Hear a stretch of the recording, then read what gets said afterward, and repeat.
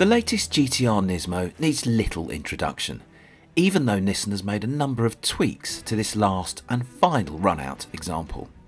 Visually, it's a touch sharper than before, literally, although its 3.8 twin-turbo V6 engine produces no more power or torque than its predecessor, 592 bhp and 481 pounds-feet.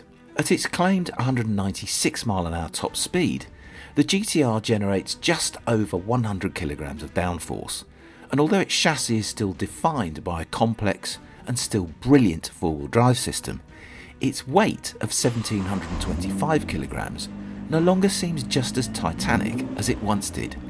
It's actually 16 kg lighter than its predecessor.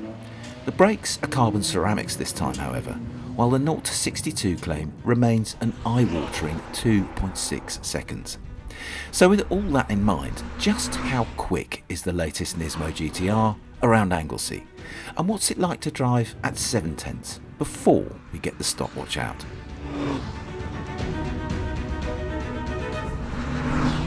I totally love these things. Always have done, always will do. Not everyone in this business likes the GT-R. A lot of people think it's too heavy, too clumsy, too technical, too complex, too unnatural in its feel, in the way it drives. Not for me. I mean, it does feel a little bit like a mobile space shuttle sometimes, but I love the way they engineered this GT-R, and particularly the Nismo version. If you don't get it right, you just think, what's all the fuss about? This thing just understeers everywhere. If you do get it right, it can feel like quite a wild ride, because it does oversteer quite often. But you can just get it into a position like that where you can whack the throttle right open and get loads of traction out of it, and ultimately loads of speed. I mean, it's just, when you write up a GT-R Nismo, it's quite a wild ride.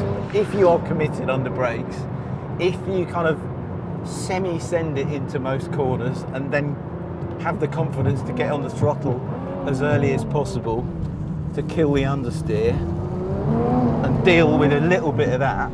But I mean, that's just outrageous, the traction. It's a skid, but we are going forwards at a huge rate. I don't know, 592 horsepower, 1720 kilograms. It's not the ideal recipe for a killer lap time, but I think this thing is going to be pretty rapid. Lid on, let's find out.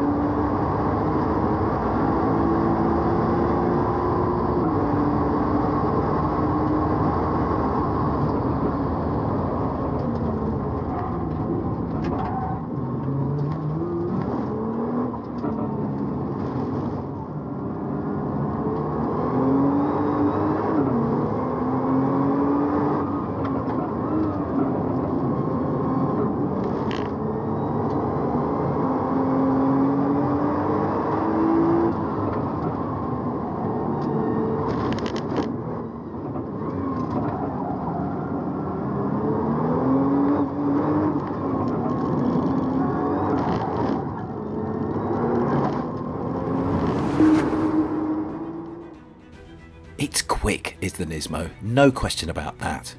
But ultimately, it's maybe just a bit too big to really put the cat amongst the pigeons with its lap time around Angelsey. Its time of 1 minute 14.5 seconds puts it on a par with the McLaren 570S, well ahead of a 991 911 turbo, and only a couple of tenths shy of the Ford GT and Ferrari 458 Speciale. Yet on the road it feels even faster than that somehow, as if almost nothing could touch it at any price.